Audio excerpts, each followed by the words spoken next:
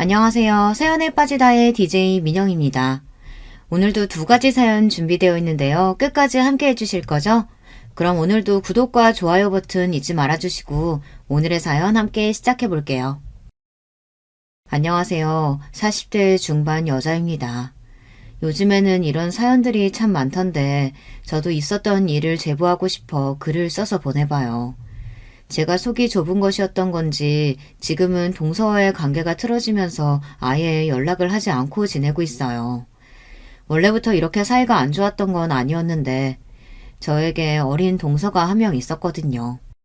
그 동서와 일이 생기게 되면서 그동안 호구같이 베풀었다는 것을 느끼고 이번에 제대로 연을 끊게 되는 계기가 되었어요. 저는 20대 후반 지금의 남편과 결혼하게 되면서 저에게는 동서 한 분이 생기게 되었어요. 결혼식 전부터 느꼈던 부분이지만 처음에는 시부모님은 선하시고 성격이 괜찮아 보이셨거든요. 그래서 저는 시댁을 정말 잘 만났다고 생각하고 생활하고 있었는데 결혼 전부터 시작해서 계속 저를 무시하는 동서 때문에 고민이 되었어요. 아무래도 동서 같은 경우에는 저와 비슷한 나이이기도 하고 잘 지낼 수 있을 거라고 생각하고 있었는데 그건 큰 오산이더라고요. 하긴 지금 생각해보면 어떻게 시댁 식구들이 편할 수 있었겠어요. 결혼을 결심하면서 저는 시댁살이 같은 건 생각을 해보지 않았어요.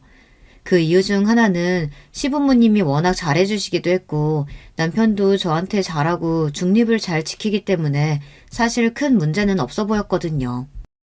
저는 어렸을 때부터 결혼하기 전에 사람을 잘 봐야 한다고 예전부터 부모님께서 가르치셨는데요.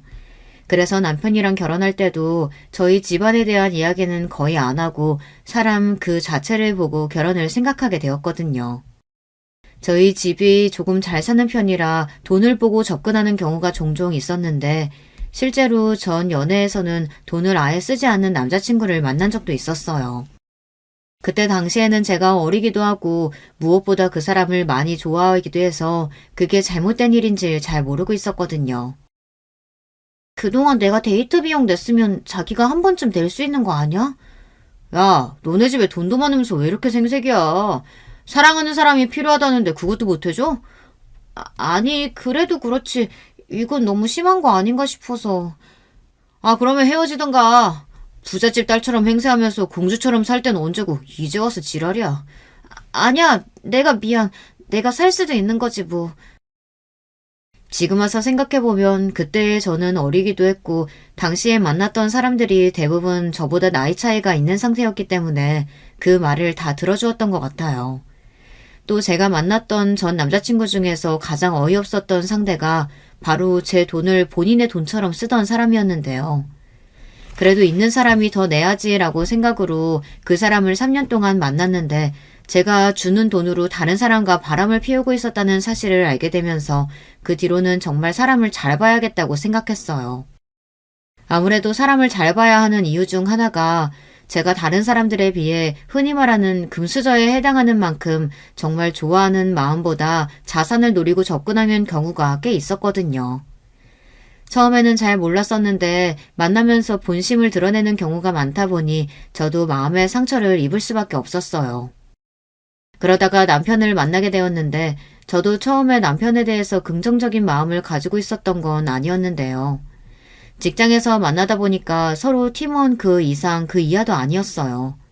하지만 같이 하는 프로젝트가 늘어나기 시작하면서 자연스럽게 서로 가까워지고 애인이 없다 보니까 퇴근 후에 한 잔씩 하는 맥주가 저희 사이의 연결고리가 되어주었던 것 같아요.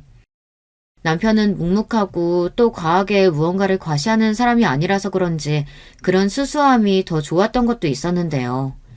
자연스럽게 서로 끌려서 연애하게 되고 그 뒤로 장기 연애가 되면서 자연스럽게 남편에게 저에 대해 어느 정도 오픈을 하게 된 것도 있었어요. 한편으로는 오픈할 때 혹시라도 전 사람처럼 과하게 무언가를 요구한다든지 혹은 금전적인 부분만으로 저를 보면 어쩌나 하는 생각도 있었거든요. 하지만 제 예상과는 다르게 남편은 제가 어떤 집안에서 살았던지 본인과 함께 해주면 된다는 이야기만 해주더라고요. 본인에게는 크게 영향을 미치는 부분이 아닌데 혹시라도 본인의 집안이 부족해서 저와 결혼하지 못할까봐 그걸 더 걱정하는 사람이었어요. 하지만 앞서 말씀드렸듯이 저희 부모님께서는 사람이 됨됨이를 보고 결혼하라고 예전부터 말씀하셨던 분들이기 때문에 그 부분에 있어서 남편은 충분한 사람이었기 때문에 저도 크게 걱정이 되는 건 아니었거든요. 단 제가 걱정했던 건 시댁 식구들이 혹시라도 저희 집안을 알고 무리한 요구를 할까봐 그건 걱정이 되었어요. 하지만 그 당시 남편이 알아서 처치를 받겠다고 이야기해주니 오히려 고마웠던 것 같아요. 연애를 해오면서 집안이 연애에 영향을 미치는 부분들도 봤고 무엇보다 결혼을 준비하기에는 이전에 사람에 대해서 받았던 상처 때문에 그냥 연애만 할까 생각을 하고 있었거든요. 남편을 만나면서 자연스럽게 그 생각에 대해 변화가 생겼고 저도 모르게 저의 모든 부분을 오픈하면서 당시 의지를 많이 하게 되었던 것 같아요. 이전에 만났던 사람들로부터 상처를 받았을 때도 집이 잘 산다고 해서 제가 지금 돈이 많은 게 아니기 때문에 그건 부모님의 돈인데 왜 그걸 탐내는지 전혀 이해를 할 수가 없었어요. 남편도 저희의 힘으로 시작해야 한다면 그렇게 할 거라면서 저한테 걱정하지 말라더라고요. 그래서 저희 부모님께도 인사를 시키고 예비 시부모님께도 저희의 결혼을 허락받기 위해 각자 부모님께 약속 장소를 잡고 인사를 드리러 다녔어요. 어머님 안녕하세요. 말씀 많이 들었어요. 현태씨 만나고 있는 지혜라고 합니다. 만나서 반가워요. 저도 얘기 많이 들었어요. 참하고 예쁘네. 감사합니다. 어머니 식사는 입에 맞으세요? 입맛에 맞는구나. 그래, 결혼은 언제쯤 한다고? 당신도 얘기 좀 해봐요. 둘이 좋으면 하는 거지. 나는 좋다. 지혜도 참해 보이고 둘만 좋다면 언제든지 일정 맞춰보거라. 그래, 둘이 사는 건데 뭐. 다음번에 정식으로 우리 애들도 소개해주마. 어머니 아버지가 좋아해 주실 줄 알았어요. 감사합니다. 좋게 봐주시니 감사해요. 일정은 곧 말씀드리겠습니다. 다행히 시부모님께서도 좋게 봐주시고 걱정했던 것보다는 잘 넘어갈 수 있었어요. 오히려 저희끼리 잘 살면 된다고 하시는데 감사하더라고요. 사실 요즘에는 이것저것 따지시는 분들도 많다 보니까 저도 모르게 걱정이 되었던 부분이 있었거든요. 하지만 제가 생각했던 것보다 시부모님께서는 훨씬 더 좋으신 분들이었고 남편도 왜 그렇게 바르게 잘 클 수 있었는지 느껴졌어요. 남편도 저희 부모님을 만날 때 긴장을 엄청 하긴 했지만 저희 부모님께서도 남편의 첫인상부터 시작해서 예의가 바른 부분을 칭찬해 주셨는데요. 그렇게 양가 부모님의 허락을 받고 결혼을 준비하는 과정에 있어서 저희는 크게 집과 혼수의 문제를 두고 고민을 해봤어요. 저희는 저희의 뜻대로 양가 부모님께 도움을 요청하는 것보다 저희가 할 수 있는 선에서 구하는 게 낫다는 생각이 들어 바로 예산을 두고 서로 대화를 나눠봤는데요. 아무래도 제가 더 가져갈 수 있는 돈이 많다 보니 제 명의로 아파트 하나를 사기로 했어요. 위치는 경기도가 더 좋을 것 같아서 저는 평소 부동산에 관심이 많았던지라 조금 더 시세가 오를 수 있는 곳을 위주로 찾아보게 되었는데요. 남편은 이런 부분을 잘 모른다면서 저한테 전적으로 맡기겠다고 했고 저도 그렇다면 꼼꼼하게 알아보고 정하겠다고 이야기하니 남편이 든든하다면서 오히려 좋아해 주더라고요. 그래서 그 뒤로 예산을 잡아보니 한 4억 정도 되는 아파트는 무리 없이 들어갈 수 있을 것 같았는데요. 대출을 끼는 것보단 저희가 감당할 수 있는 선에서 하는 게 좋을 것 같다는 생각이 들어 경기도 지역의 아파트를 매입하기로 했어요. 결혼 전에는 미리 동서를 만나보면 좋을 것 같아서 자리를 마련했는데 동서는 왠지 제가 마음에 안 든다는 듯이 행동을 하더라고요. 하지만 한 번 보고 상대방을 판단하는 것은 아닌 것 같아서 그냥 잘 지내보자는 마음으로 결혼하고 난 뒤에도 연락을 꾸준히 드렸던 것 같아요. 시부모님도 좋으신 분들이고 저도 일이 잘 되면서 결혼 생활에는 별다른 문제가 없었는데요. 남편도 저한테 너무 잘해주고 행복한 결혼 생활이 꾸준히 이어질 줄 알았어요. 사실 결혼이라는 게 맞춰가야 할 부분들이 있다 보니 트러블이 생길 때도 있었는데 남편이랑 저랑 그런 부분이 없어서 더 편하게 생활을 했거든요. 하지만 트러블이 난다고 하면 대부분 동서 때문에 기분이 상하는 일이 많아서 그거 하나 빼고는 다 괜찮았어요. 저도 사람이 누구나 다 저를 좋아할 순 없지만 다 저를 싫어하는 이유도 모른 채 미움을 당한다는 게 생각보다 억울한 일이더라고요. 그렇다고 해서 따질 수 있는 것도 아니고 남편도 그냥 신경 쓰지 말라는 이야기를 하니 최대한 신경을 안 쓰기로 했어요. 결혼식 이후에는 저희가 매입해둔 건물에 들어가 생활을 했는데요. 이사를 하고 자연스럽게 집들이를 하는 과정에서 왜 저를 그렇게 싫어했는지 알겠더라고요. 동서와 서방님이 저희 집에 왔는데 동서는 집에 오자마자 집이 너무 작다는 등 이게 몇 억짜리 아파트인지부터 시작해서 저희 집을 평가하기 시작했어요. 사실 그런 부분에 있어서 이해가 가지 않았는데 알고 보니 얼마 전에 동서는 강남에 30억 아파트를 매입했다고 하더라고요. 근데 그거는 저도 할 수 있는 일이었는데 그냥 도움을 받고 싶지 않아서 저희 스스로 했던 거거든요. 뭔가 이 부분에서 사람을 집으로 평가한다는 느낌이 들었어요. 그 부분에 있어서 타격을 그렇게 심하게 받진 않아서 그대로 듣고 흘렸거든요. 그냥 훈수하는 게 마음에 안 들었을 뿐이지 그것 때문에 집을 옮겨야겠다는 생각이 들진 않았어요. 시부모님이 오시고 나서도 계속되는 훈수에 결국 어머님이 한 소리 하니까 그때부터 조용해졌는데요.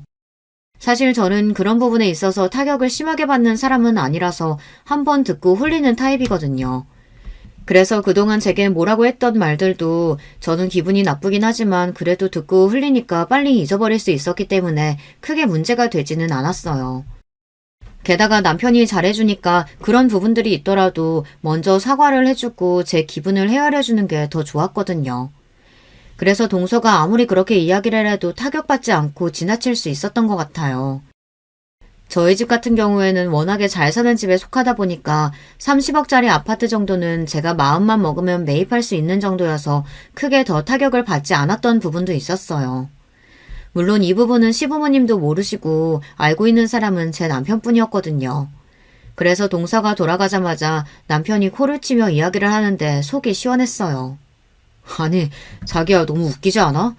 우리가 돈이 없어서 강남에 못 갔다고 생각하는 것 같은데 내가 알기론 저쪽도 잘 사는 편은 아니거든. 그래? 근데 30억 아파트는 어떻게 들어갔대? 나도 별로 신경 안 쓰니까 너무 걱정하지 마. 내가 알기론 영혼까지 끌어다가 투자해서 들어간 걸로 알고 있는데 왜 그렇게 집에 신경을 쓰는지 모르겠네. 아무튼 오늘 고생했어. 자기, 내가 설거지 할 테니까 푹 쉬어. 고마워요, 여보. 또 저희가 잘 산다는 것을 알려야 할 필요를 느끼지 못했던 만큼 다른 사람들에게는 굳이 저희 집안에 대해서 더 알리진 않았는데요. 그렇게 생각을 하고 살아왔는데 얼마 전에 제가 가족 기업을 하게 되면서 자연스럽게 알려드렸어요. 저희 시부모님은 앞서 말씀드렸다시피 저에게 너무 잘해주시는 분들이라서 한 번은 저희 부모님 댁에 초대한 적이 있었는데요. 그동안 집을 공개하고 싶지 않아서 본가에선 보지 않았고 밖에서 항상 식탁을 예약해서 만났거든요. 처음 저희 본가를 보신 시부모님께서는 깜짝 놀라셨어요. 하지만 티를 내지 않으시고 오히려 편하게 대해주시더라고요. 저희 부모님과 시부모님이 만나 본가에서 이야기를 나눌 때 조심스럽게 아빠가 먼저 말씀을 꺼내셨어요. 사부인이 어떻게 생각하실지 모르겠지만 제 딸은 앞으로 제 기업을 이어갈 아이입니다. 그렇다 보니 앞으로 일이 바빠지면서 가정에 소홀할 수도 있어요. 그 부분은 제가 잘 일러서 김서방한테 너무 부담이 안 되도록 하겠습니다. 기업을 운영하게 된다고요? 완전 처음 듣는 이야기인데 그게 사실이니 세아가? 아마도 그렇게 될 것 같아요.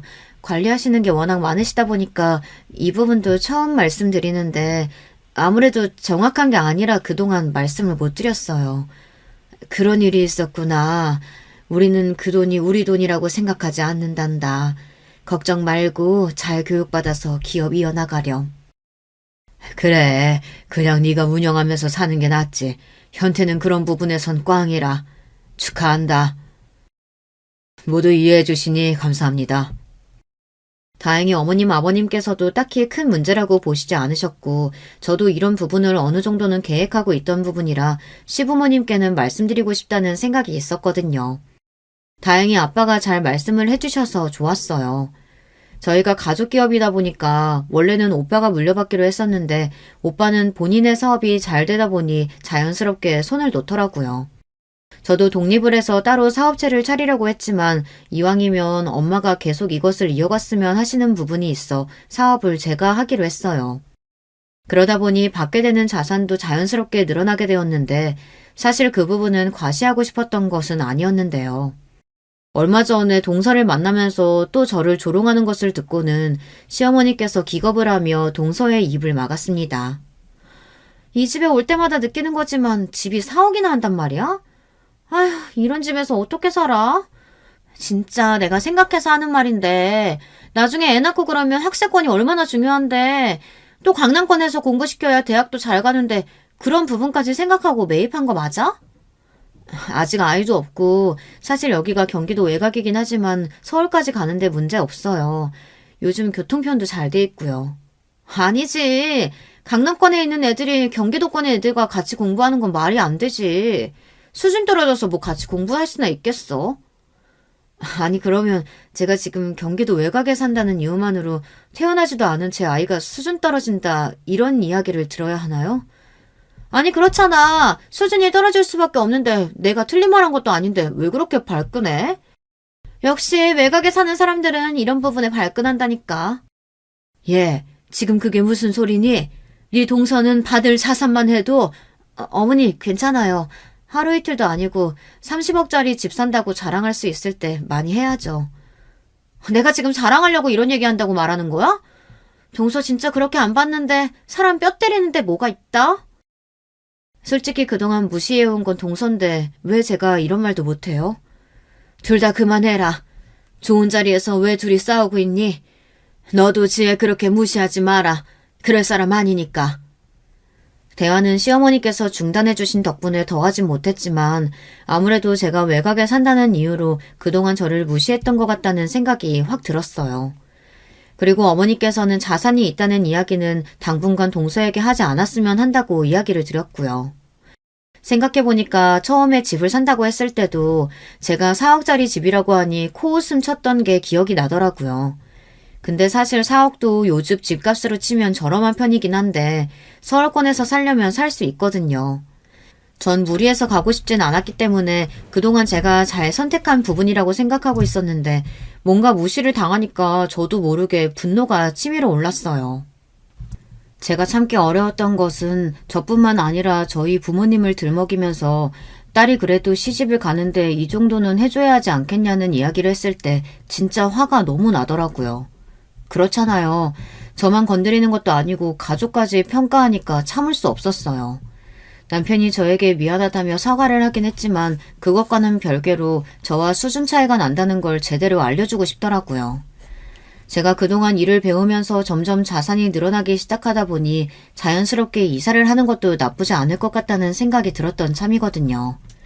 현재 집을 사두었던 게 올라서 지금 딱 매매하기에도 좋은 시점인 것 같았는데 한편으로는 이게 동서 말을 듣고 화가 난다고 집을 옮기는 것이 맞나 싶어서 좀 더 고민을 해보기로 했어요. 사실 제가 신경만 안 쓰면 되는 부분이잖아요.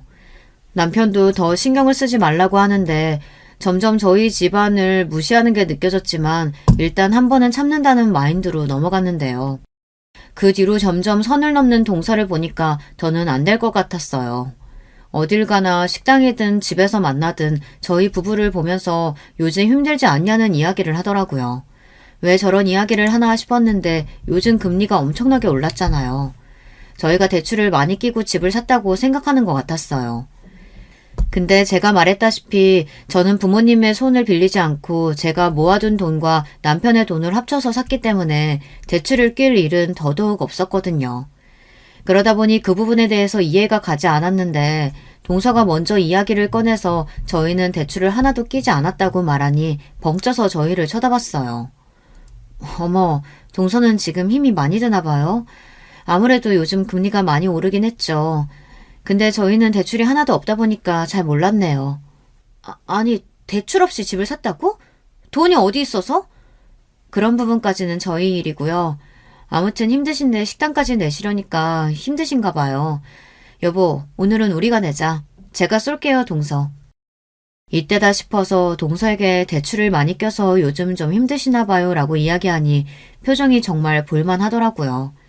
그동안 저를 무시해왔던 만큼 저도 참을 수가 없어서 있는 말 없는 말 그대로 하기 시작했는데 저도 나름대로 복수를 계획했던 것 같아요.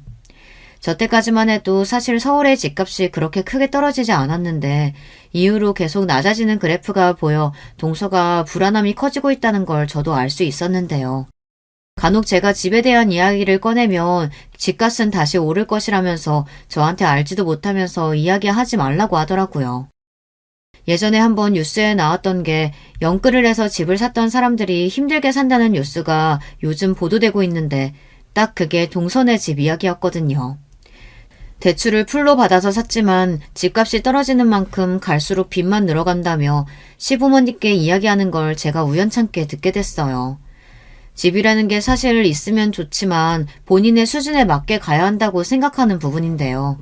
특히 요즘에는 집값에 대한 격차가 보이다 보니 많은 분들이 신중하게 보고 가는데 동서는 단순히 집값이 30억이라는 이야기를 듣고 그만큼 본인의 자산에 대해 내세울 수 있다고 생각했는지 그것으로 무리하게 이사를 했더라고요. 이해할 수 없는 부분이었지만 아무래도 본인에 대한 자존감이 낮기 때문에 그러는 거 아니었을까요? 사실 그렇게까지 하지 않아도 잘 살 수 있는 방법들은 많잖아요. 본인은 강남에 있는 30억짜리 아파트를 산다는 점으로 다른 사람을 무시하고 또 저를 조롱하면서 지내는 걸 보니 화가 나기도 했지만 한편으로는 짠한 마음도 들었던 것 같아요. 아무래도 어렸을 때 결핍이 되는 부분이 어른이 되면 나타난다는 이야기가 있잖아요.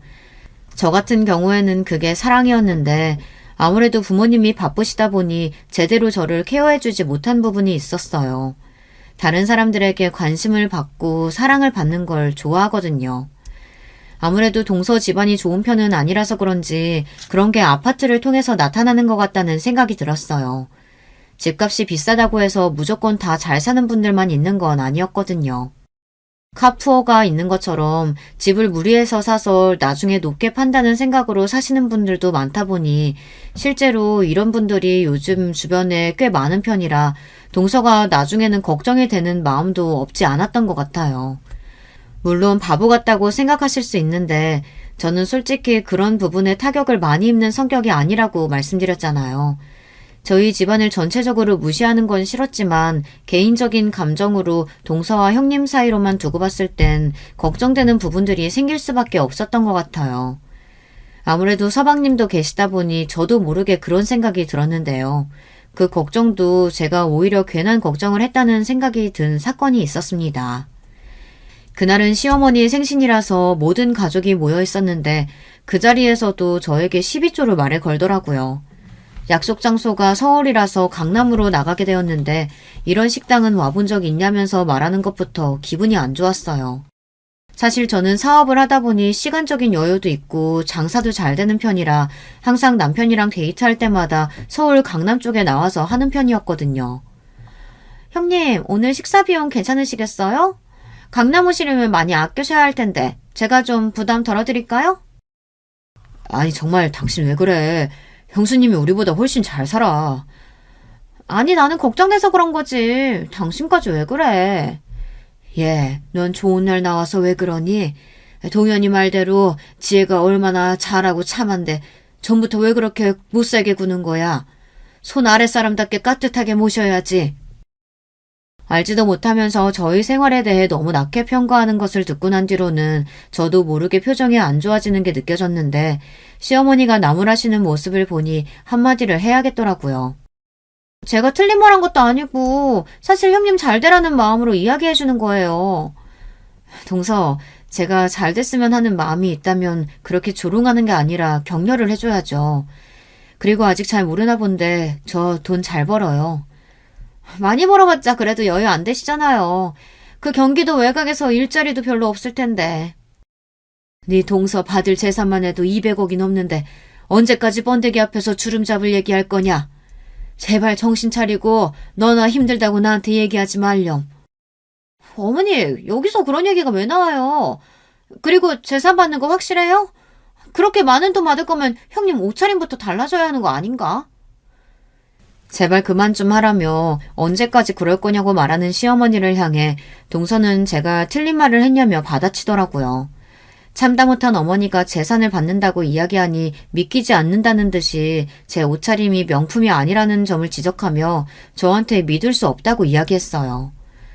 사실 여러분들도 잘 아시겠지만 진짜 돈이 많으신 분들은 따로 명품을 사시지 않는 분들도 꽤 있는데 저도 딱히 욕심이 없어서 그런지 가끔 모임에 들고 나갈 거 하나밖에 없거든요. 그런 부분을 두고 이야기하니 코를 납작하게 밟아주고 싶다는 생각이 들어 그 뒤로 남편과 백화점에 다니며 이리저리 쇼핑을 했던 것 같아요. 사실 저도 어떻게 보면 이런 부분들이 성숙하지 못한 행동이었던 것 같긴 한데 계속해서 저를 조롱하고 무시하는 건 참을 수가 없겠더라고요. 남편도 처음에는 계속 저를 위로해주더니 나중에는 안 되겠다면서 코를 납작하게 밟아주고 싶다고 이야기하니 열심히 명품을 사고 또 그걸 과시하면서 SNS에 올리니 반응이 바로 왔어요. 제가 원래 SNS로 활발하게 하는 편은 아닌데 스토리와 게시글을 보면서 명품 쇼핑하는 사진이나 해외여행 다녀온 거를 올리니 배가 아팠는지 저한테 메시지로 그렇게 무리해도 되냐는 식으로 말하더라고요. 문제가 될 것 없다고 이야기해도 그래도 4억짜리 집에 사는 사람이 그렇게 과하게 소비하면 안 된다고 이야기하는 걸 보니 기가 막힐 수밖에 없었어요. 남편이랑 쇼핑몰을 다니면서 사실 이렇게 쇼핑하고 다니니까 전엔 몰랐던 쇼핑 욕구가 계속해서 올라오고 즐거움을 찾게 되더라고요. 이러한 생활을 즐기기 시작하니 저희도 저희에게 맞게 생활을 하기 위해 그동안 취미 생활도 해보고 쇼핑도 해봤지만 그렇게 과소비한다고 좋아지진 않았어요. 보이는 부분만 생각하다 보면 사실 이렇게 사는 것도 괜찮죠. 하지만 저희가 생각했던 삶이랑은 다른 방향이라서 나중에는 자연스럽게 명품을 사는 것도 멈추고 가지고 있는 것만으로 만족하게 되더라고요. 더 이상 글을 올리지 않으니 동서는 저를 저격하는 글을 하나 올렸어요. 돈 떨어지니 이제는 아무것도 못하는구나 라고 말이죠. 웃기기도 하고 사람이 어쩜 저럴까 싶어서 어떻게 하면 저 높은 코를 밟아줄 수 있을지에 대해 고민을 하기 시작했어요. 가장 좋은 거는 아무래도 집값이 떨어지는 중인 만큼 그 부분을 계속 언급하는 것이었는데요. 동서 잘 지내죠? 안 그래도 요즘 강남에 집값이 많이 내려갔던데 요즘 시세는 얼마나 해요? 떨어지긴 뭐가 떨어져요. 다시 오를 거예요. 지금도 30억대 계속 돌고 있거든요. 아, 그래요? 저는 집값이 많이 내려갔다길래 걱정돼서 전화했죠. 정말 그 정도 아니라면 저는 그냥 마음 놓고 있을게요. 쉬세요. 그 뒤에도 동서가 어차피 사지도 못할 걸 왜 물어보냐는 식으로 계속 이야기를 하며 성질을 내며 전화를 끊더라고요. 사실 제가 가지고 있던 건물들은 모두 오르는 중이라 크게 영향을 받지 않고 있었는데 동서가 사는 집을 검색해보니 꽤 많이 떨어졌어요. 저는 사실 동서를 그렇게까지 약 올리려고 할 생각은 없었는데 제가 그동안 당한 걸 생각하면 이 정도는 아무것도 아니라는 생각이 들더라고요. 그 뒤로도 저를 조롱하는 말을 한다면 저도 대받아치며 나름대로 저를 잘 보호하고 있다고 생각했는데 제대로 복수를 시작한 건 바로 지금부터였어요. 예전부터 집값을 운운하던 동서가 한마디도 없이 집에 가고 제가 뭘 물어봐도 대답을 회피하는 등 저를 피하는 느낌이 들어 이상하다 싶었거든요. 그래서 이번에 시어머니께 물어보니 알고 보니 동서가 30억 아파트를 가지고 있었던 게 거짓말이었어요. 사실 저는 어느 정도 예상은 하고 있었거든요. 집들이 하려고 하면 피하고 집문서라든지 뭐 아는 게 거의 없다 보니 뭘 물어봐도 네가 찾아보라는 얘기뿐이지 매매와 관련된 부분에 대해서 물어보면 이상하게 회피하는 느낌이 들었는데 그게 다 이유가 있던 거더라고요. 저는 30억 아파트에 들어갔다고 하니 동서와 서방님 벌이가 좋은 편인 줄 알았는데 그게 아니라 일개 회사 사원일 뿐이었어요. 즉 숨만 쉬어도 이자가 나가기 때문에 더 힘든 생활을 할 수밖에 없었던 것이었죠. 아무리 동서가 옆에서 저를 조롱해도 서방님은 저에게 딱히 이야기를 하지 않고 오히려 그만하라는 이야기를 했거든요. 서방님을 생각해서 그동안 참고 있었던 것도 있었는데 얼마 전 제대로 복수를 하게 되는 일이 있었어요. 동서가 뭔가 이상함을 눈치챘는지 저한테 연락해서 집에 놀러 오라는 말을 먼저 하더라고요. 그래서 미리 일정 알려주면 가겠다고 하니까 들려오는 대답으로는 본인들이 이사할 준비를 하고 있어서 나중에 이사갈 때 보탬이 될 수 있게 현금으로 주었으면 한다는 이야기를 하더라고요. 그건 아닌 것 같다며 제품으로 주겠다고 말하니 고가의 제품을 골라서 그대로 주문을 해줄 수 있었는데 주소가 경기도더라고요. 그렇게 저를 조롱하면서 무시했던 사람이 경기도권으로 내려온다고 하니 어찌나 웃기던지. 게다가 그 시점에서는 저희가 하던 일이 잘 돼서 강남권으로 이사를 가게 되었거든요. 말 그대로 전세 역전이 되는 상황이었어요. 저희가 집을 시세보다는 더 저렴하게 들어온 편이라서 양도세를 조금이라도 줄여보기 위해 시세를 많이 높이진 않았는데 다행히 이득을 보고 처분할 수 있었는데요. 저희도 이사를 준비하다 보니 같은 시기에 집들이를 하게 되었는데 동서는 저희 집 주소를 보고 굉장히 놀래더라고요. 저희가 이번에 이사한 집이 원래 동서가 거주하고 있던 아파트인데 더 고층의 평수도 넓은 곳으로 이사를 가게 되었거든요. 사실 그렇게까지 할 필요는 없었는데 미래를 생각해서 조금 더 넓은 집으로 가게 되면서 이건 복수의 기회라고 느꼈던 저는 그 집을 바로 매입하고 동서를 초대하면서 집안에 명품을 따로 보관하는 드레스룸도 만들어주고 호화로운 생활을 하는 걸 한눈에 볼 수 있게 만들어 두었어요. 누가 봐도 부러워하는 환경을 만들어두다 보니 자연스럽게 저도 동서의 표정이 궁금해졌던 것 같아요. 아무래도 저를 그렇게 무시했던 사람이라서 그런지 더 신경을 썼던 것도 있었거든요. 본인은 경기도로 가야 하는데 저는 강남으로 이사를 왔으니 배가 아플 수밖에 없는 부분이라서 얼마나 부러워할지 생각을 해보게 되었어요. 저도 이렇게까지 복수를 할 생각은 없었는데 의도하지 않게 상황이 이렇게 되며 자업자득이라는 단어도 생각이 났던 것 같아요. 아무쪼록 집들이 날이 되고 그날은 이상하게 서방님만 저희 집에 오셨더라고요. 그래서 동서는 어디 있냐고 물어보니 이번엔 아파서 못 왔다고 말씀을 하시는데 사실 저는 그 말을 믿지는 않았어요. 당연히 배가 아파서 못 왔을 거라고 생각하고 있었는데 그게 맞더라고요. 우연히 밖에서 통화하고 있는 서방님의 목소리를 들을 수 있었는데요.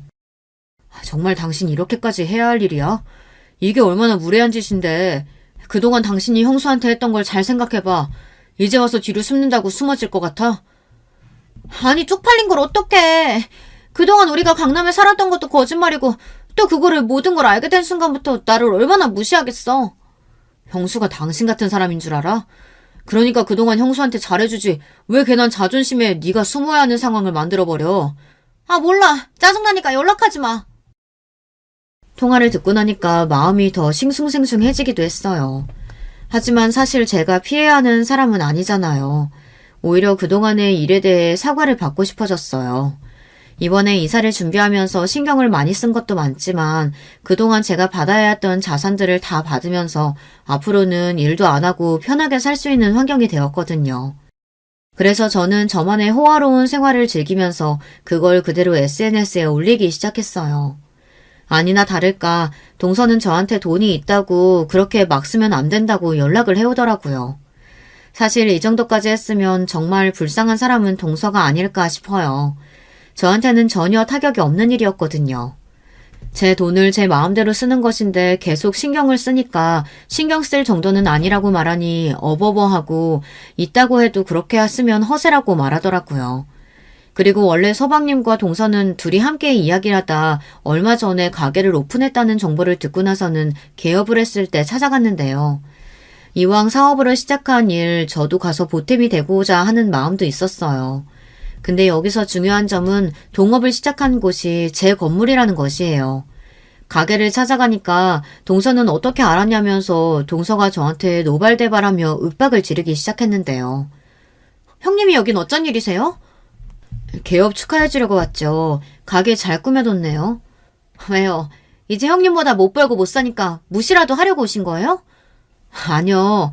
저는 진심으로 축하드리려고 온 거예요. 왜 그래요, 동서? 속으로는 아주 우습다고 생각하고 있을 거 아니에요. 뻔뻔하시네요.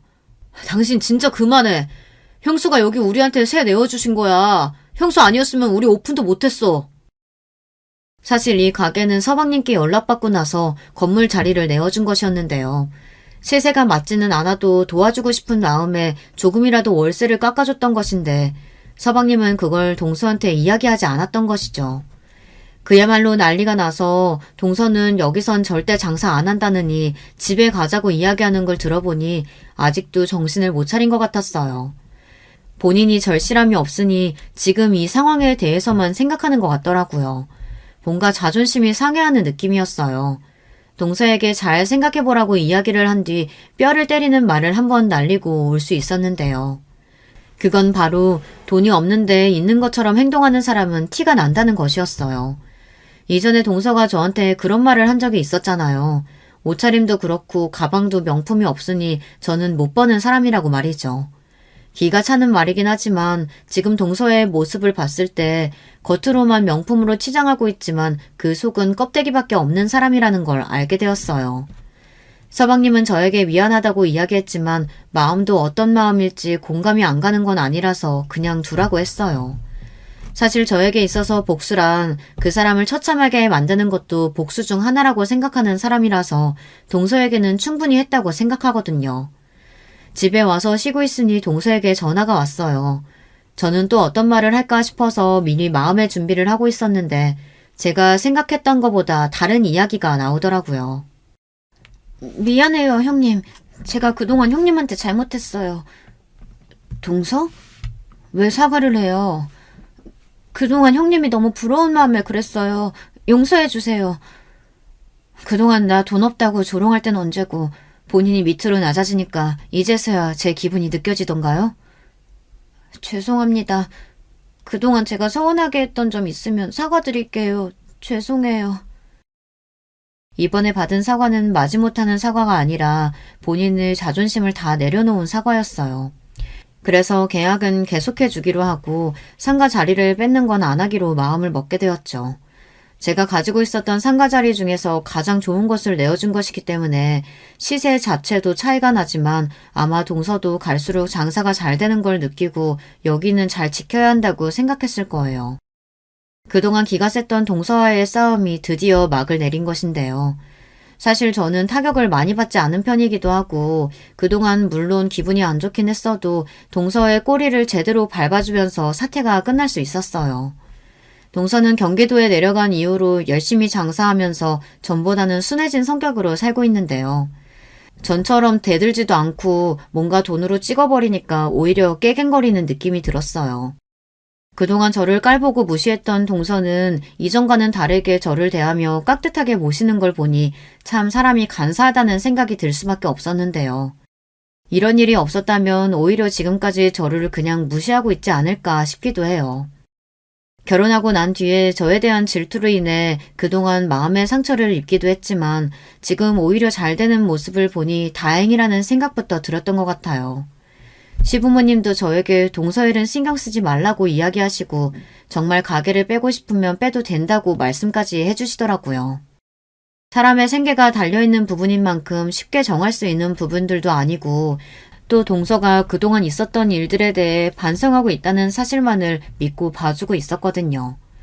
근데 여기서 마지막 단어를 보시면 아시겠지만 사건이 하나 더 있었습니다. 봐주면서 관계가 개선되었다면 사실 이렇게 사연을 보내지도 않았을 거예요.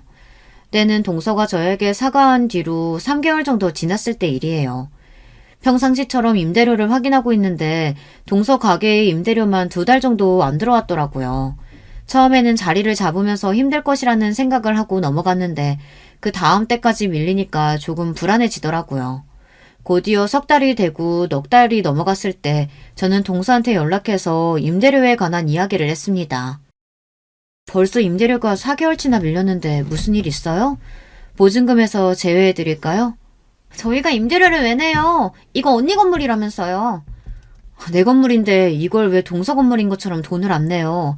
난 그리고 서류 쓸 때 임대료 안 받는다고 안 했는데. 아니 이렇게 힘들게 사는 거 아는 사람이 어떻게 배려도 없고 전화해가지고 돈 내라는 소리만 할 수 있어요? 장사는 잘 되는지 뭐 그런 건 하나도 안 궁금한가 봐요? 그거랑은 별개죠. 아무튼 기간은 조금 남았으니까 그 안에 준비하고 준비가 안 되면 그냥 보증금에서 다 뺄게요. 형님 생각해봐요. 사업하시면 아실 거 아니에요. 수중에 남는 돈이 얼마나 된다고. 좀 봐주세요. 건물 자리를 내어주었더니 아예 임대료를 내지 않는 걸 보니 이대로 봐주는 건 아닌 것 같았어요. 그래서 남편이랑 상의하는데 이건 가족을 떠나서 임대인과 임차인 입장에서는 충분히 내쫓을 만한 사유가 된다고 해요. 마침 계약 기간도 얼마 남지 않아서 정리를 해야겠다고 생각했어요. 그리고 제가 이해를 못했던 부분은 서방님께서는 임대료를 잘 내고 있다고 알고 계셨더라고요. 그동안 이해를 해주면서 봐주었던 것을 당연하게 생각하고 처음에는 미안하다는 말로 저에게 사과를 하더니 갈수록 동서는 뻔뻔해진다는 게 느껴지더라고요. 그래서 서방님께도 말씀을 드렸는데 미안하다며 밀린 월세를 바로 보내주셨어요. 돈이 입금되고 난 뒤 동서에게서 연락이 왔는데 자산도 많으면서 그 푼돈 받아서 뭘 하려고 하냐고 따지더라고요. 근데 돈이 많다고 해도 매달 돈 버는 게 사람 사는 일이잖아요. 남편도 제가 잘 되어도 열심히 일하고 있는데 그거랑 도대체 무슨 상관인가 싶었어요. 그리고 가장 어이가 없었던 건 동서 가게에 갔다가 친구들이랑 하는 이야기를 들었는데 마치 본인이 자산 200억을 가진 것 마냥 이야기를 하는 걸 보고 이건 아니다 싶어서 바로 뒤집어버리고 왔는데요. 그날은 일이 일찍 끝나서 동서 가게에 들려볼까 하고 찾아갔던 것이었거든요. 혹시라도 정말 장사가 잘 안 되면 임대료를 조정해서 낮춰줄 생각으로 말이죠. 근데 제 예상과 다르게 장사도 잘 되고 있었고 카페 겸 음식점이라서 브런치를 즐기러 오는 사람들도 많았어요. 그래서 저도 들어가서 간단하게 커피를 한잔 하는데 동서가 바쁠 것 같아서 따로 톡만 남겨둔 상태였거든요. 근데 익숙한 목소리가 제 뒤에서 들렸어요. 아니, 이번에 아버지가 나 건물 하나 관리하라고 주셨잖아. 그래서 겸사겸사 여기서 장사까지 하게 됐지 뭐. 헉, 진짜? 아버님 대단하시다. 너 어렸을 때만 해도 힘들었잖아. 자수성가하셨네. 야, 잘됐다, 야. 그럼 여기 사장님인 거야? 성공했네. 아이, 뭘, 이 정도쯤은 아무것도 아니지. 집도 강남에 30억 정도 하는 건물 있어서 매입했어. 재테크용으로. 네가 잘 되니까 이렇게 부티가 흐르는구나. 대단하다. 은근 부러운데? 이 건물이 동서 거라고요? 어머, 형님, 여긴 어쩐 일이세요? 이 건물을 산 사람이 동서냐고요. 아니, 형님 다른 데서 이야기하시죠? 누구신데 다짜고짜 오셔서 그러시는 거예요? 여기 건물주님 맞아요. 이 가게 사장님이시고요. 기가 차네. 동서가 이야기해봐요. 그게 맞아요? 형님, 저랑 따로 이야기해요. 얘, 너는 그만 가봐. 우리 형님이야. 아니, 제 친구한테 손 아랫사람이라고 해도 그렇지 무례하시네요. 무례한 건 동서죠. 있지도 않은 건물 가지고 있다고 하고 지금 제 건물을 자랑하고 있잖아요. 제가 다 설명할게요. 야, 너 그만 말하고 가. 뭐야, 저 말이 다 사실이야? 너 이 건물 네 거라고 떵떵거리면서 말할 때는 언제고 지금은 깨갱거리고 있어? 제 건물을 왜 동서가라고 말하고 다니는진 모르겠는데 오늘 와본 것도 임대료가 너무 밀려서 온 건데 서방님은 주셨다고 하고 돈은 다 어디로 가는 거예요? 게다가 장사도 잘 되는데 이해가 안 되네요. 죄송해요, 형님. 뭐야, 진짜야? 너 예전부터 좀 쎄하다 했는데 리플리 증후군 그런 거야? 소름 끼친다. 그동안 모임에서도 잘난 척 엄청 하더니 그냥 말하는 대로 믿은 내가 등신이지. 나 간다. 동서는 부들거리며 저에게 사과를 했고 친구분은 저에게 죄송하다며 무례했다는 것에 대해서 사과를 하고 가셨어요. 동서에게 차근차근 물어보니 제가 너무 부러웠고 그리고 주변 사람들에게 사랑을 받는 게 질투가 나서 그런 거라고 해요. 그렇다고 해도 사람을 그렇게 하면 안 된다는 이야기를 하니 알지만 본인도 잘 안 된다고 하더라고요. 그래서 임대료는 어떻게 했는지 물어보니까 제가 알기론 유흥 쪽으로 다 사용한 것 같았어요. 저를 그렇게 깔보고 또 제 것을 본인 것처럼 이야기하는 동서를 보니 사실 더 만나야 할 이유를 느끼지 못했어요. 나름 저도 시댁 식구라고 챙기고 싶은 마음에 제가 손해를 보고 또 나름대로 복수를 한 뒤에도 안타까운 마음에 챙겼던 것이 있었거든요. 이후에는 더 이상 봐주는 부분 없이 다시 계약서를 써야 할 때도 임대료를 높이려고 생각하고 있었어요. 동서가 잘못한 부분인데 서방님까지 피해를 봐야 하는 거라 사실 고민이었거든요. 그냥 계약 기간이 다가올 때까지 생각을 해봐야 하나 했는데 얼마 전에 서방님께서 이혼을 하겠다고 하셨어요. 온 가족이 모인 상태에서 말을 했는데 그날은 동서가 오진 않았거든요.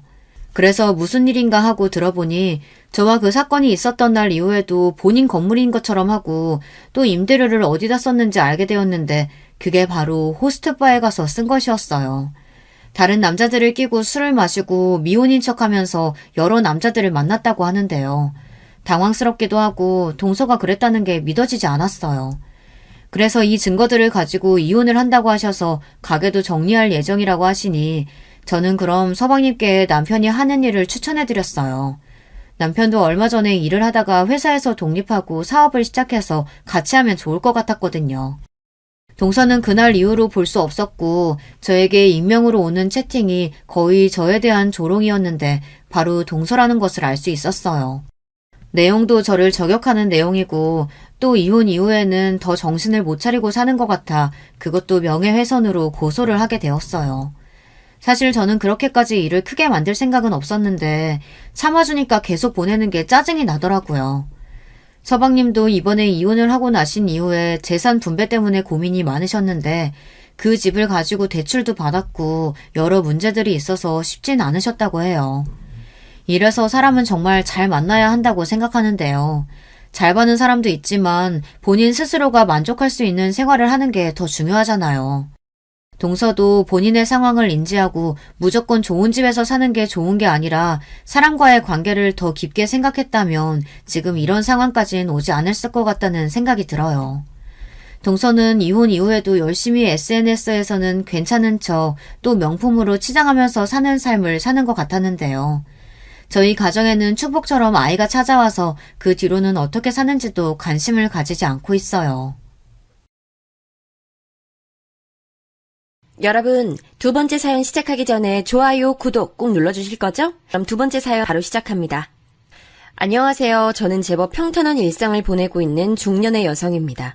남들보다 월등하게 여유로운 형편을 누리고 있는 건 아니지만 남들 부러워하지 않으며 살아가고 있네요. 이렇게 보면 인생이란 어떤 시각으로 세상을 바라보고 어떤 마음으로 매 순간 마주하는가에 따라 모든 것이 달라지는 것 같다는 생각이 들어요. 불행하기 위해서 태어난 생명은 없다는 말처럼 저 역시 태어났을 적에는 적당히 화목한 가정 안에서 그럴싸한 안위를 누리고 있었죠. 저는 외동딸이었고요. 5살 때나 혹은 6살 때였나 저를 위해 부모님께서 아주 멀리 있는 유원지까지 가주셨고 그곳에서 하루 종일 시간을 보냈던 즐거운 기억이 있어요. 그 시절에는 우리나라에 유원지라고 할 게 몇 없었거든요. 그래서 그곳은 인산이네였고 부모님께서는 제 양쪽에서 저의 양쪽에 딱 붙어서서 저를 잃어버리지 않도록 조심하셨어요. 우리 딸 걷는 것도 사뿐사뿐 세상에서 제일로 귀엽네. 공주님이 따로 없어. 누구를 닮아서 이럴까? 아빠인 날 닮았나? 아니면 자기 엄마를 닮았나? 하여간 머리부터 발끝까지 다 예쁘네. 안 그래 여보? 당연하지. 우리 재현이만큼 예쁘게 생긴 애 있으면 어디 나와보라 그래요. 여기서 암만 눈 씻고 찾아봐도 재현이 따라올 수 있는 애 없을걸요? 아빠와 엄마가 차례로 저에 대한 팔불출 면모를 드러내시던 때 저는 그 순간만큼은 아마 세상에서 가장 행복한 아이였을 거예요. 비록 집은 가난하여 단칸방 수준의 공간에서 살았으나 당시엔 이게 가난한 건지 어떤 건지도 잘 몰랐어요. 휴대폰이 보편화되기 전에 유년 시절을 보내신 분들이라면 아마 다 공감하실 것 같네요. 가난의 척도와 그것을 실감할 수 있는 계기라는 것은 무척 한정적이었기에 진실을 마주하지 않은 채로 지낼 수 있었죠. 당시에는 아직 명칭이 국민학교였는데요. 이 학교를 입학하고 나서야 제가 다른 친구들 집은 어느 수준으로 사는지 그나마 감이라도 잡았던 것 같네요. 공책이니 연필이니 각종 준비물이니 매번 사야 할 것들은 많았고 학교 앞에서 아이들을 유혹했던 간식거리들도 늘 사 먹고 싶었죠. 하지만 100원짜리였던 그 간식을 마음대로 사 먹을 수 없다는 것을 제가 점차 실감하게 됐어요. 부모님께서는 돈 문제로 싸우기 시작하셨거든요. 좁은 집에서는 부부싸움의 현장을 피해 자식이 몸을 숨길 곳도 없었고 저는 눈치를 보다가 엄마의 옷소매 자락을 조심스레 잡아당겨야 했죠. 엄마, 계속 아빠랑 싸울 거야? 안 싸우면 안 돼? 아빠는 이제 안 싸우고 싶다고 누웠는데 엄마가 자꾸 소리 지르니까 나 무서워. 넌 아무것도 모르면 그냥 가만히 있어. 얼른 자기나 할 것이지. 시간이 몇 시인데 지금 이러고 있어? 그게 아니라 나 내일 준비물 사갈 게 있어서 엄마한테 그거 말하려고 그런 거야. 뭐 준비물? 내일 학교 가는 길에 문방구에서 사면 되지. 저번처럼 까먹지 않게 조심하고. 알았어? 응, 알았어. 그런데 엄마, 나 준비물 살 돈은?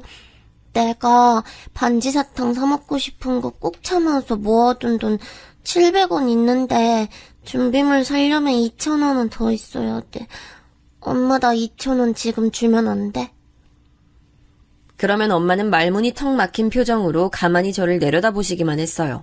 저는 더욱 눈치가 보여서 무의식적으로 괜찮다는 말을 했었죠.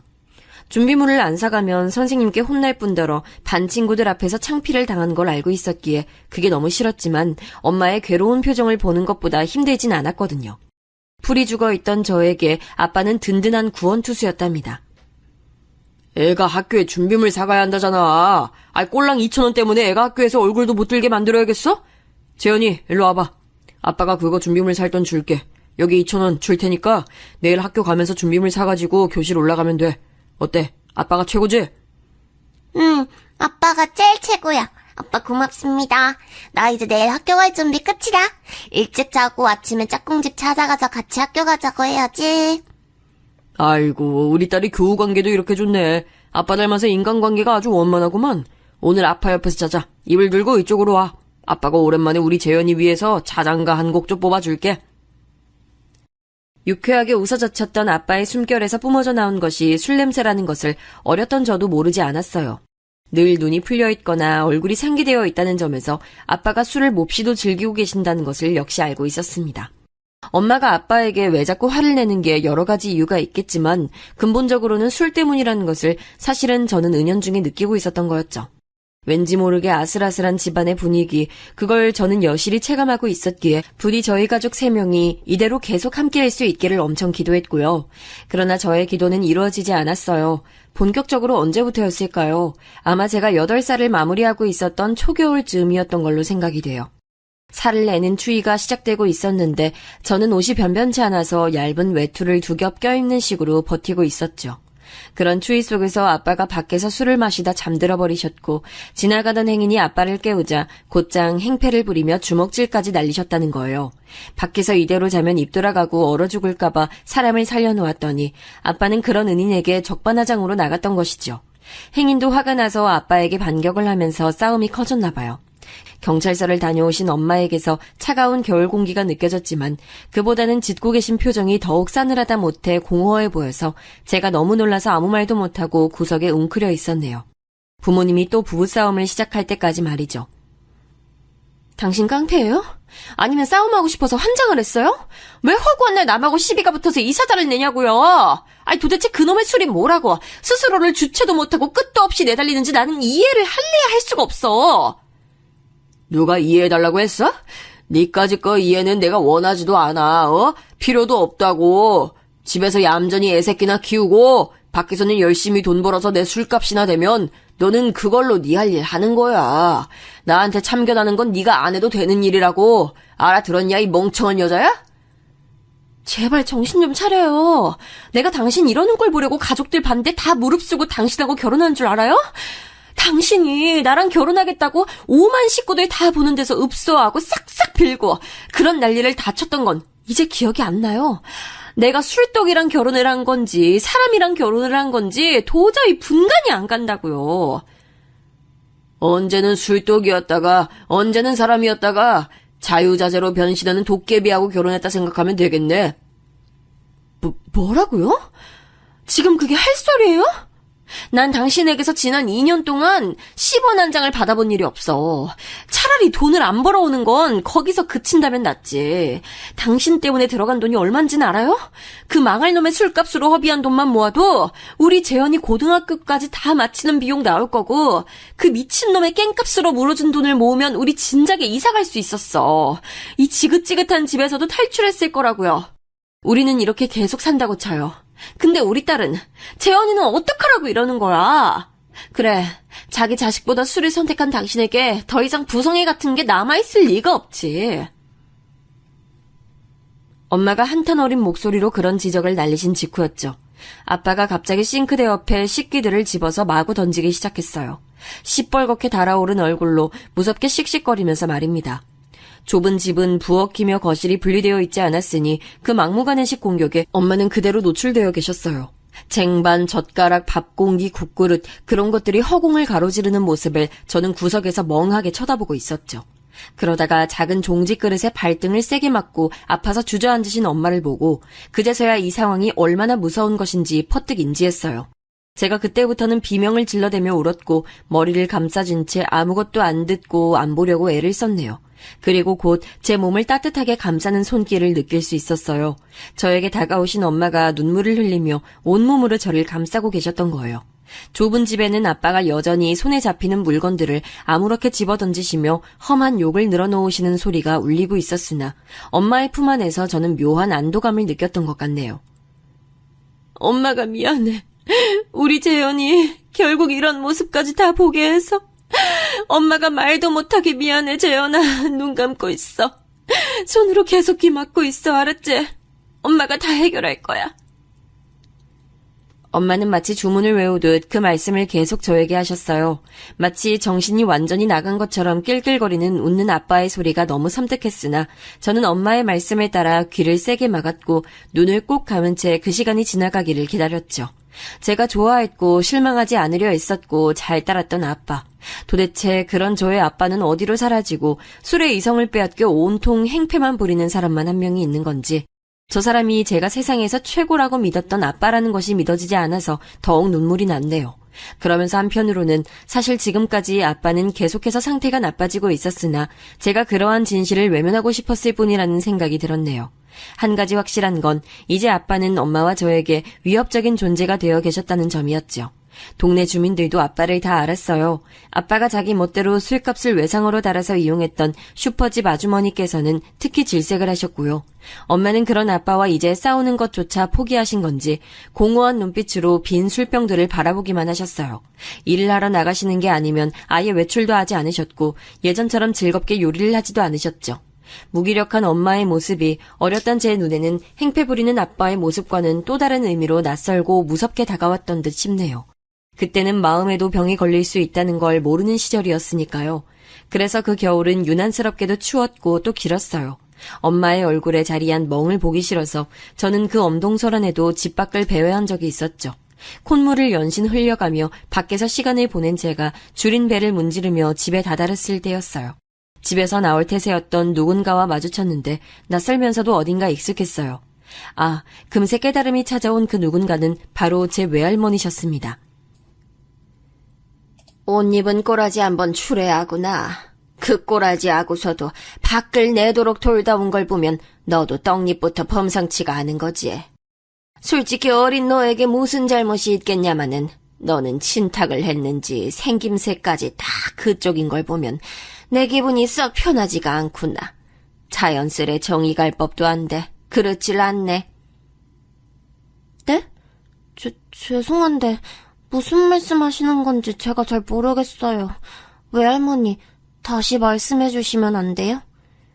됐다. 네가 알든 모르든 소용없는 얘기니까.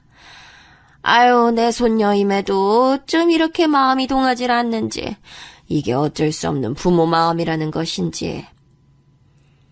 그때 외할머니께서 저에게 남기신 말씀, 당시에는 의미를 알아듣지 못했음에도 본능적으로 나를 싫어하신다는 것만은 느낄 수 있었어요. 그래서 더 귀찮게 해드리지 않고 조용히 착하게 두 손을 모으고 고개를 숙인 채 외할머니를 배웅해드렸고요. 집 안에 들어가보자 엄마가 수심 짙은 표정으로 바닥에 앉아 계셨는데 바보같이 제 눈에는 그때 외할머니께서 사다 두신 주전부리만 들어왔어요. 정신없이 봉지를 뜯어서 그것들을 허겁지겁 먹는 저를 엄마는 심경 복잡한 눈길로 보고 계셨죠. 여전히 엄마에게 그 멍 아빠 때문이냐고 물을 용기며 배짱이 없었던 저는 아무 말 않고 그냥 먹기만 했어요. 엄마의 시선이 저에게 많은 말을 전파하고 있었음에도 일부러 외면했던 거예요. 기력이라곤 하나도 없어 보였던 그 눈빛을 피하고 싶었나 봐요. 그러다 얼마 후 믿기지 않는 일이 일어났어요. 아빠가 돌아가셨습니다. 어렸던 저에게 아무도 정확한 사인을 얘기해주지 않았고 그냥 갑자기 돌아가셨다고만 했어요. 슬프고 놀랍고 무섭고 뒤섞인 감정으로 저는 엉엉 울었고 엄마는 울다가 웃다가를 반복하셨죠. 이제 힘든 게 다 끝이려나? 이제는 내가 더 안 힘들어도 되겠지? 아등바등 안 버텨도 되는 거 맞겠지? 엄마가 저를 쳐다보시며 그렇게 말씀하셨는데 저는 왠지 모르게 공허한 표정이 섬뜩해 보여서 대답을 못했던 것 같아요.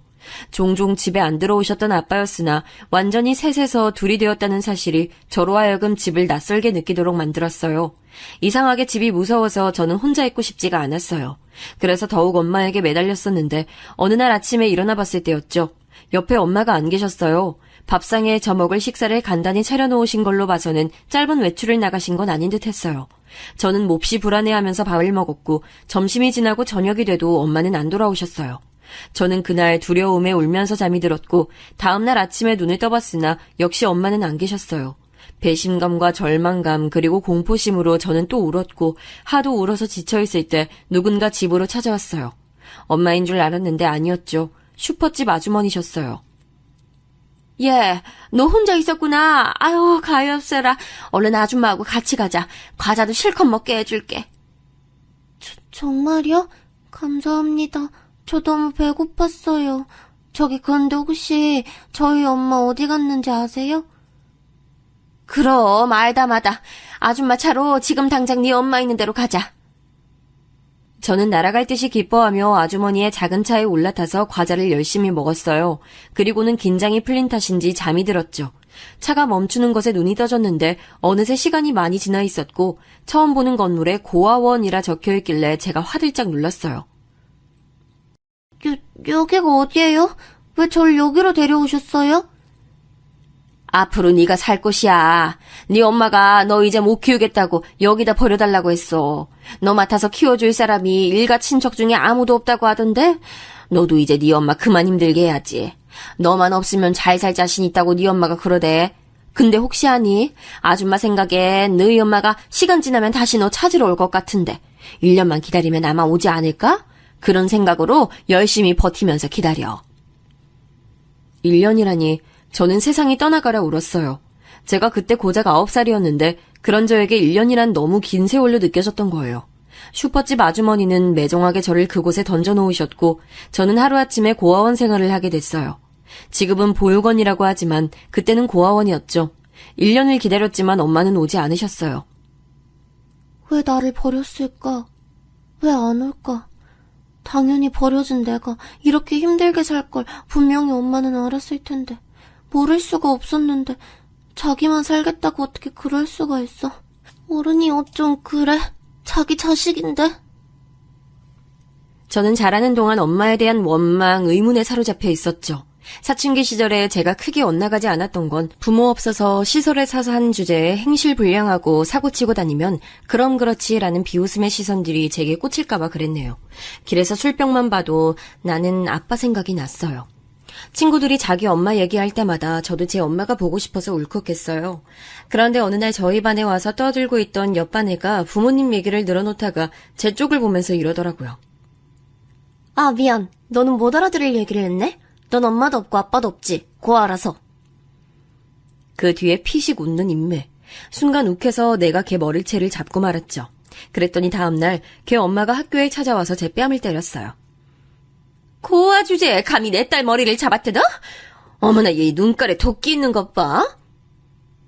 왜 말씀을 막 하세요? 모전 여전이라고 이러니까 자식도 싸가지가 없죠. 너 참 맹랑하구나. 너 같은 건 성인 되자마자 남자 잘 꼬셔서 결혼이나 빨리 하는 게 최고지. 네가 최대한으로 쉽게 인생 사는 법이야. 이 조언 깽값 대신 받는 거라고 생각해. 깽값이라니 아빠가 떠올랐네요. 그러고 보니 엄마는 아빠의 깽값 때문에 고생 많이 했다고 하셨었죠. 제가 아빠에 대해 아는 건 빙산의 일각이고 엄마는 제가 모르는 고통을 많이 겪으셨을 거란 생각이 들었어요. 공교롭게도 저는 그날 엄마를 그 어느 때보다도 애틋하게 그리워했던 것 같아요. 왼쪽 눈 아래에 점이 나란히 3개 있어서 제가 장난스럽게 손으로 만져보고는 했던 엄마의 얼굴이 너무나도 선명하게 그려졌죠. 저는 그 깽값 대신 받은 조언으로 살고 싶지 않아서 용을 써서 대학에 갔어요. 성인이 된 기념으로 예전에 살던 집도 찾아가 봤었죠. 그런데 그 건물은 이미 없었어요. 그 당시에도 후진 건물이었으니 철거되어 새로운 건물이 들어선 뒤였네요. 대신에 옛날에 그 슈퍼 자리는 그대로 있었어요. 외관은 좀 바뀌었지만 여전히 그곳이 슈퍼인 곳에 저는 조금 긴장한 채로 안에 들어갔어요.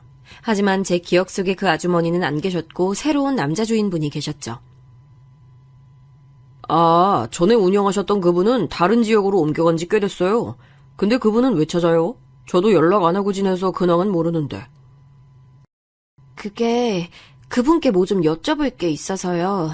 제 친구가 고아원에서 자랐는데 자기를 고아원에 보낸 사람이 그분이셨다고 들어서요.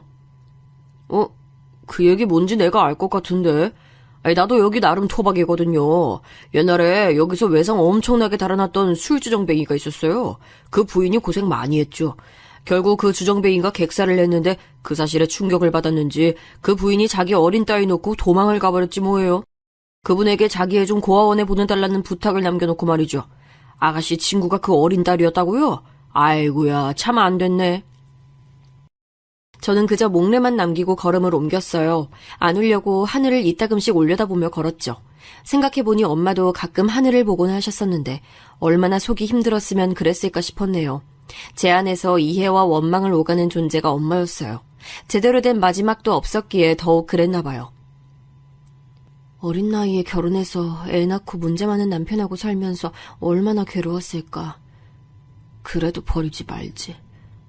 나 버리지 말지. 버리기 전에 나한테 물어나 보지. 나는 내가 태어나고 싶어서 태어난 것도 아닌데 나한테는 아무것도 물어본 적 없었잖아. 결국 저는 돌아오는 버스 안에서 눈물을 훔쳐야 했죠. 정신없는 대학 생활을 이어갔네요. 돈이 돈을 부른다지만 가난은 가난을 낳나 봐요. 쉽게 벗어나기 어려웠어요. 모두에게 공평한 건 시간뿐이라지만 어렵게 살아보신 분들은 아실 거예요. 사실 시간마저도 공평하지 않습니다. 다른 학생들이 시험 기간 앞두고 공부에 매진할 때 저는 아르바이트 때문에 온전히 공부에 시간을 쏟을 수 없었고 쌓인 피로감과 싸우느라 매 시간이 고역이었으니까요. 결국 저는 해외여행을 이유로 휴학하는 친구들 사이에서 졸업 전에 오로지 돈 때문에 휴학을 선택했어요. 시급 센 일을 찾다가 고른 곳 돼지갈비집이었는데 저는 여기서 홀서빙 일을 했어요. 고기와 각종 반찬을 갖다 나를 뿐만 아니라 자리 청소까지 겸해야 했기에 정신이 쏙 빠지는 일이었네요. 그곳의 이모님들 중에서 유독 제게 살갑게 먼저 인사를 건네주시면서 대화를 종종 청하셨던 이모님이 한 분 계셨는데요. 저보고 젊은 애가 뒤로 빼는 법 없이 일을 잘한다며 칭찬도 자주 해주셨어요. 저도 속으로 이분을 가장 친근하게 여기고 있었고요. 그런데 어느 날 그 이모님께서 제게 슬쩍 다가오시더니 만나는 남자친구 있으냐 물어보시더라고요. 혹시 나 통해서 소개 한번 받아볼텨? 다름 아니라 내 친구 아들인데 둘이 붙여놓으면 그림이 될 것 같아서 내가 사실은 줄곧 생각을 하고 있었어. 여기 내가 사진도 갖고 왔으니까 한번 봐줘봐. 인물도 제법 괜찮지? 네, 괜찮네요. 제가 괜찮고 말고를 따지고 가릴 처지도 아니긴 하지만요. 그런데 제가 지금은 연애를 할 여유가 전혀 없어서 만나보긴 어려울 것 같아요. 에이, 그러지 마. 우선 만나나 보라니까. 내 친구 아들이라서 하는 얘기가 아니라 진짜로 애가 성실해. 재현 씨 부모님도 이런 남자친구라면 무조건 만나보라면 쌍수 들고 환영하실걸? 이모님께서 상당히 적극적으로 나오시길래 당황하던 제가 부모님이라는 대목을 맞이하고서는 고심 끝에 이렇게 말씀드렸어요. 사실은 제가 어렸을 때부터 부모님이 안 계세요. 뭐? 안 계셔? 어머나, 어쩜 그래? 돌아가신 거야? 그럼 여태 친척집에서 산 거야? 아니요, 저는 고아원 생활했어요. 고등학교 졸업하고 나서부터는 독립해서 지내고 있고요. 이모님께서는 후다닥 사진을 도로 집어넣으셨고 괜히 두리번거리며 다른 일감을 찾아 제 곁을 벗어나셨죠. 살면서 수차례 겪어본 일이었으나 속이 쓰린 건 어쩔 수 없었네요. 저는 점차 이모님들의 등살에 밀려 고된 일감을 맡게 됐고 금세 손목이 아파왔어요. 욱신거리는 손목에 붙일 파스를 사는 것도 저는 돈이 아까웠네요. 차가운 냉동고 문짝에 아픈 손목을 갖다 대면서 그렇게 저만의 초라한 물리치료를 하는 게 전부였어요. 이따금씩 제 또래의 젊은 애들이 친구들과 혹은 가족들과 와서 돼지갈비를 구워 먹는 모습을 보면 그런 테이블에 서빙을 나갈 때마다 유독 손목이 더 아픈 것만 같았죠. 남들은 한껏 꾸미고 다닐 인생에서 가장 싱그러운 청춘의 나이를 제가 지나고 있다는 것을 저도 알았어요. 몰라서 안 그러고 다닌 게 아니었으니까요. 돼지갈비집 유리 출입문에 비친 저의 모습은 질끈 묶은 머리와 어느 때고 같은 무채색의 편한 옷차림과 앞치마 복장이라 초라하기 짝이 없었으나 단연코 그 중에서 제일이었던 건 피곤에 찌든 제 표정이었겠죠. 저 스스로도 저를 마주보기 싫었던 것 같아요. 이렇게 힘든 홀서빙 일을 하고 나면 무사히 대학을 졸업해서 좋은 데 취업할 수 있을까? 그러고 나면 행복해질까? 조금은 쉴 수 있을까? 이런 생각들을 멍하게 늘어놓고 있던 제가 팔뚝을 얻어맞고 정신 차렸어요. 재현씨, 정신 차리고 7번에 물컵 얼른 갖다 드리러 가. 어제부터 왜 이렇게 넋이 빠져 있어? 굼뜨게 굴면 누가 재현씨 좋아해 줄 것 같아? 가뜩이나 누가 좋아하기 힘든 조건이면서 열심히 하자. 고참 이모님께서 그러시는 것에 저는 입술만 꼭 깨물었습니다. 마치 비수에 가슴이 찔린 듯 했으나 아무렇지 않은 척 쟁반에 물병과 컵을 챙겼죠. 저는 테이블 사이를 누비다가 문득 어떤 손님을 발견하고는 얼어붙어 버렸어요. 맨 처음에 든 생각은 설마였습니다. 공백의 세월이 무려 15년이라는 기간이었는데 설마 제가 그 찰나에 바로 알아버렸다고는 믿어지지가 않았어요. 그런데 이미 제 심장이 뛰고 있더군요. 애써 표정은 관리를 해가며 다시 주방 앞으로 돌아올 수 있었지만 미친 듯이 뛰고 있는 심장 박동만은 제가 조절할 수 있는 게 아니었어요. 그 거친 박동이 말해주고 있었죠. 지금 제가 보고만 그 사람이 바로 저희 엄마라고 말이죠. 어린아이 2명을 끼고 들어와 구석자리에 앉아서 주문을 마친 사람은 분명히 제 엄마가 맞았습니다. 그리고 어린아이 2명은 제 엄마를 향해 엄마라고 부르고 있었어요. 거기까지 확인하자 제 손이 덜덜 떨려오기 시작했습니다. 왠지 식은땀이 나는 듯했고 머리는 어지러웠죠. 어찌 보면 그 순간은 제가 지난 15년이 넘는 세월 동안 내내 바라왔던 순간이었어요. 다시 엄마를 만나는 것이요. 하지만 이런 식으로 보게 될 줄은 꿈에서조차 상상하지 못한 것이었기에 저는 어찌해야 할지 갈피를 잡지 못했습니다. 가까이는 가지 못하고 괜히 근처를 배회하기 시작한 저의 귀에 그립지 않았다면 필시 거짓말일 그 음성이 들려왔어요. 여보, 갑자기 야근을 하게 돼서 못 온다고? 어쩔 수 없지. 내가 알아서 애들 먹이고 집에 들어갈게. 수고하고 이따 집에서 봐.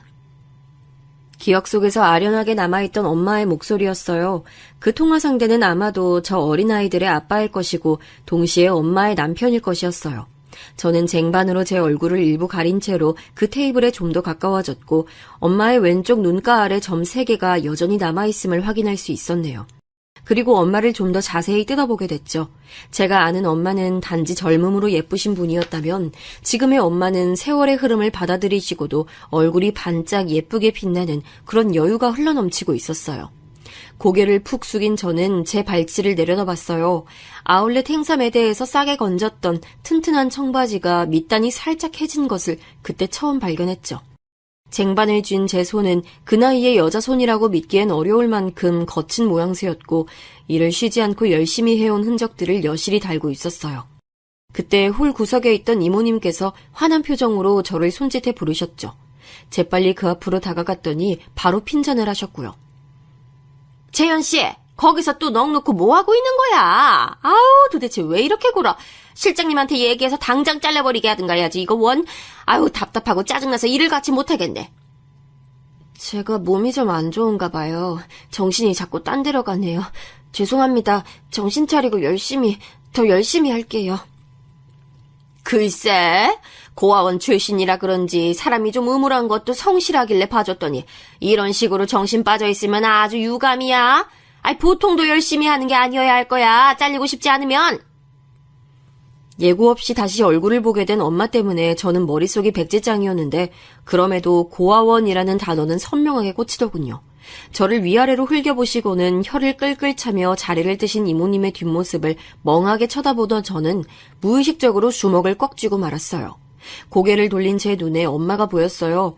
저를 고아원으로 무참히 버리고 자기 인생 찾아서 떠난 비정한 엄마가 말이죠. 마침 그 순간 엄마가 젓가락으로 집어든 고기를 입으로 호흡 불고서 이렇게 말씀하셨어요. 야, 이거 잘 익었다. 얼른 먹어봐.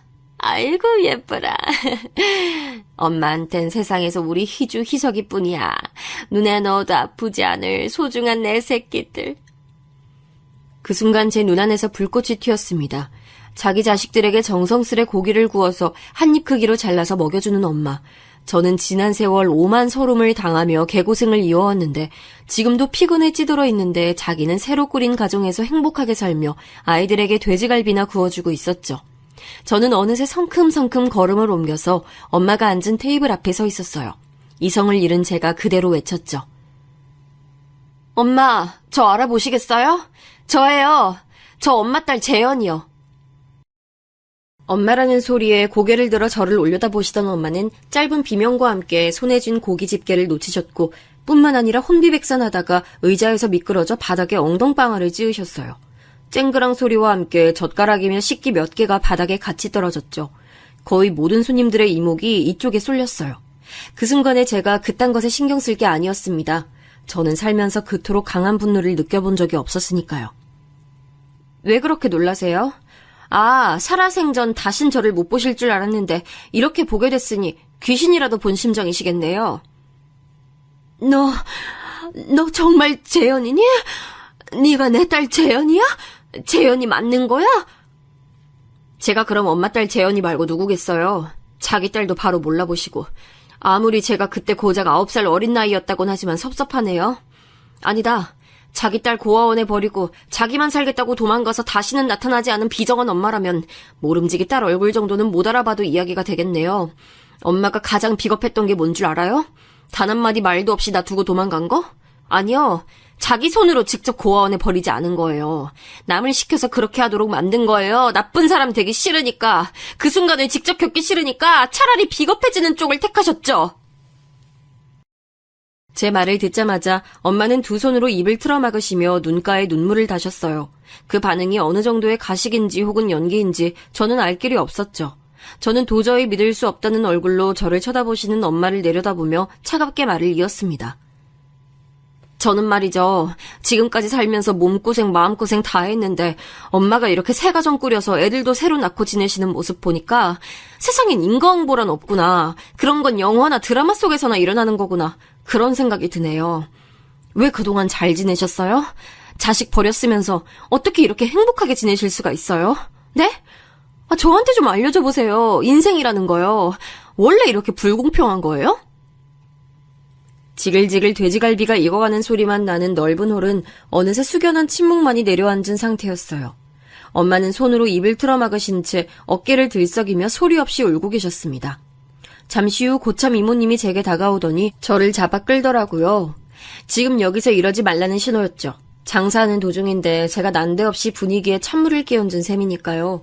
하지만 저는 그 순간 아직 이성이 온전히 돌아오지 않은 상태였기에 저를 말리는 고참 이모님을 뿌리치고자 했는데 갑자기 다른 알바생이 저에게 오더니 고참 이모님을 도와서 저를 제압하고 바깥으로 끌고 나가려고 했어요.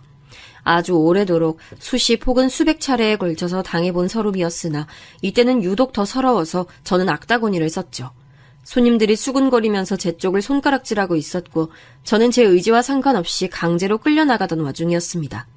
커다란 목소리가 홀 안에 울려 퍼졌어요. 당장 그 손들 놔요. 내 딸에게 함부로 굴지 말라고요. 지금 누구 앞에서 내 딸을 잡아 끌고 가! 분노로 터져나온 음성, 그 출처는 바로 제 엄마였습니다. 저를 밖으로 끌고 나가려던 고참 이모님과 알바생이 놀라 멈춰섰고 저는 그 두 사람보다 적어도 수배 이상 놀란 채로 굳어버렸어요. 설마 엄마가 저를 위해 화를 내준 것인가 싶어서 믿어지지 않았죠.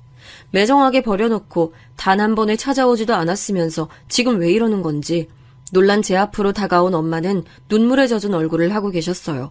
그러더니 손을 뻗어 제 얼굴을 조심스레 어루만졌습니다. 정말로 내 딸이야. 다시나 볼 수 있을까? 나를 보기 싫어하진 않을까? 용서까진 바라지 않으니 만나서 밥 한 끼만 먹을 수 있으면 얼마나 좋을까?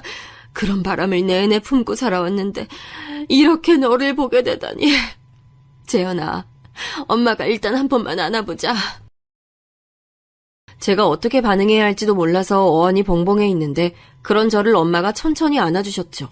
그 순간 제 눈에서는 불가항력적으로 눈물이 차오르고 있었습니다. 옛날에 술에 취한 아빠가 무섭게 행패를 부리실 때 엄마는 저를 이렇게 꾹 안아주셨었죠. 마치 그때로 돌아간 것만 같았어요. 어린아이가 된 것처럼 저는 서러운 눈물을 흘리고 말았어요. 제가 엄마에게 품고 있었던 애증의 감정, 그 애정과 증오 중에서 애정이 더 크단 것을 이때 실감했네요. 일동 당황한 직원들, 손님들의 시선을 받으며 저는 엄마와 함께 그곳을 나왔어요. 물론 아이들도 함께 말이죠. 그 아이들은 역시나 엄마가 낳은 아이들이었고 저와는 이부 형제가 되는 셈이었어요. 금방 차 한 대가 앞에 서더니 아이들을 태워갔는데 엄마에게 시누이 되시는 분이라고 했어요. 엄마가 급하게 연락을 하셨고 그분이 당장에 아이들을 데리러 와주신 거였죠. 저와는 잠시 눈인사만 나눴네요. 엄마와 저는 둘이서 근처의 카페로 향했고 거기서 대화를 시작했어요. 저는 엄마로부터 그때는 내가 잘못 생각했다는 식의 사과를 듣게 될 거라고 미도 의심치 않았어요. 하지만 냅킨으로 연신 젖은 눈가를 찍어내며 엄마가 들려주신 얘기는 제가 상상조차 해본 적 없던 방향이었습니다. 재현아, 네 외할머님 말이야. 4년 전에 돌아가셨어. 공교롭게도 네 아빠가 세상 떠난 날짜와 동일하게 2월 27일이었어. 그래서 나는 그 날짜가 되면 참 많은 생각이 들어. 갑자기 외할머니 얘기는 왜 하시는 거예요? 저한테 친근하셨던 분도 아니고 별로 안 궁금해요. 그래, 맞아. 너한테 호의적인 분이 아니셨지. 내가 바로 이런 점을 염두에 두고 생각했어야 했는데 내가 너무 안이했던 거야. 아니, 바보였던 거지. 설마 네 할머니가 손녀를 무참히 고아원에 갖다 버리실 거라고는. 그렇게까지 하리라고는 내가 미처 예상하지 못했고 그 결과 네가 고통 속에 떨어졌던 거야. 내가 죽일 년이지. 나 같은 건 너한테 엄마 대접 받을 자격도 없어. 충격적인 얘기에 혼란스러워하던 저는 갑작스레 자기 뺨을 손으로 치며 우시는 엄마 때문에 멈췄던 눈물이 다시 흐를 것만 같았어요. 금세 볼이 빨개진 엄마를 말리고 더 얘기를 듣고 싶어서 가만히 기다렸어요. 네 아빠 그렇게 되고 나 제정신이 아니었어. 그때는 그런 식으로 생각을 못 해봤지만 내가 중증 우울증 환자였던 것 같아. 하지만 당시에 우울증이니 뭐니 하는 개념이 어디 흔하니? 전혀 생각도 못했고 난 내가 그저 미친 줄로 알았던 거야. 이러다가 하나뿐인 딸마저 내가 제대로 돌보지 못하고 망쳐놓으면 어떡하나 싶어서 그런 두려움 때문에 더 힘들었고 그럴 때 네 외할머니가 나를 불러들이셨어. 나한테 하셨던 말씀이 네 딸은 네 동생들이 돌봐줄 거니까 너는 네 자신이나 추슬러라 이거였어. 그래 멀리 살았던 네 작은 이모들 말이야. 난 왜 그때 그 둘이 너를 돌봐줄 거라고 믿었을까? 처음엔 내 의지로 네 할머니 곁으로 간 거였지만 일주일이 채 안 지나서 난 내 딸을 너무 보고 싶어서 그 집을 나가고자 했지. 네 이모들에게도 연락하고 싶었고. 그런데 외할머니께서 못하게 막으셨군요. 어떻게 막으셨을지 예상가요. 제가 비록 어렸을 때였지만 그분이 포악하고 행동력 강하셨다는 것만은 알고 있었으니까요. 맞아. 그 강압적인 태도 앞에서 난 작아졌고 보름을 더 숨죽인 끝에 난 이제 정신도 멀쩡하고 밥도 잘 먹으니까 내 딸 봐야겠다고 그랬지. 그때 네 외할머니가 그러시더라. 네 딸 이미 입양 갔다고. 아주 멀고 먼 지역 사는 자식 없어서 고민하는 부부집에 외동딸로 들어갔다고. 그러니까 네 딸 위한다면 이대로 영영 찾지 말라고. 세상에 말도 안 돼요. 입양이라니. 저 버려진 거였어요. 다름 아닌 고아원으로 간 거였다고요. 저를 그곳에 데려다 놓은 건 슈퍼집 아주머니셨고 엄마한테 청을 받아서 하는 거라고 말씀하셨어요. 그럼 그게 다 외할머니 짓이었던 거군요. 외할머니는 저희 집에 들르셨을 때 슈퍼집 아주머니와 안면을 터놓으셨던 거예요.